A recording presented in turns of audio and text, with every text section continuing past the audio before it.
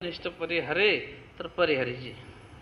अल्प अनिष्ट जर समजा होत असेल आणि त्या अल्प अनिष्टाने जर मोठं अनिष्ट चुकत असेल, आहे की नाही, एखाद्याला जर त्या मनुष्याला त्याला मारायचं आहे आणि आपल्याला दिसून राहील त्याच्या हातात काहीतरी शस्त्र आहे, तो त्याला मारणार आहे, तो दपलेला आहे.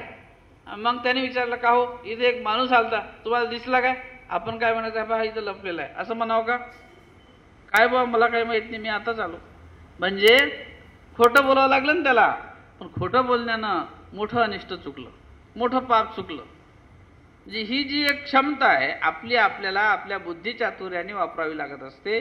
त्यासाठी आपल्याला आपलं संरक्षण करावं लागते. आता तुम्ही बोलून मोकळे झाले असते, परंतु एक प्रकारे मनुष्याला दिलेली जी बुद्धी आहे, मनुष्याला दिलेलं जे एक इंद्रियाला दिलेलं, तुमच्या ठिकाणी दिलेलं एक परमेश्वराने यंत्रणा आहे, ज्ञान, त्याला आपण ज्ञान इंद्रिय म्हणतो. मग त्या ज्ञान इंद्रियाचा काय उपयोग? तुम्हाला शेवटी दोष तो तुमच्या माथी पडणारच आहे. तुम्ही निमित्त झाले त्याला. कारण सारासार निवडण्याचं ज्ञान आपल्याजवळ असते.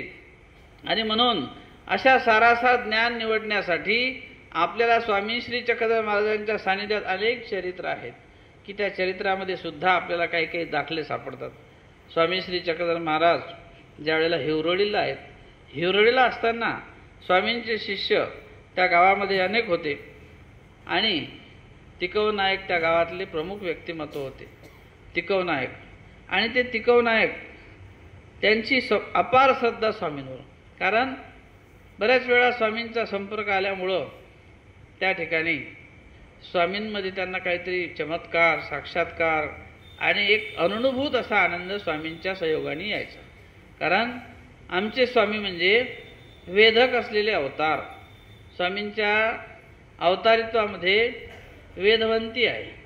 जसं वेदवंती नागदेव म्हटलं आहे, परंतु आचार्यांची तर वेदवंती आहेच, कारण स्वामींपासूनच वेद प्राप्त झालेला आहे. तशा प्रकारचं कार्य प्राप्त. पण देवाची वेदवंती आमच्या स्वामींना बघितल्याच त्या ठिकाणी वेद उत्पन्न व्हायचा. अशा स्वामींच्या श्रीमूर्तीचा वेद. जसा महादेव राजा स्वामी म्हणतात, त्याची आमची जर भेट झाली तर तो महादेव राजा येथ येऊनी सकळे राज्य येथ संपादेल, येथचा सेवक होऊन वर्तेल. पण आम्ही त्याला भेट देत नाही. का देत नाही? का देहाचा अनधिकार असतो. उच्च देह आहे, राजाचं देह आहे, आणि धर्म तिथं टिकणार आहे का? पण जर समजा अधिकार आहे त्याच्या ठिकाणी, पण त्या देहामध्ये देता येत नाही. अशा प्रकारे ते तिकव नायक, ते त्या गावातले राजमान्य पुरुष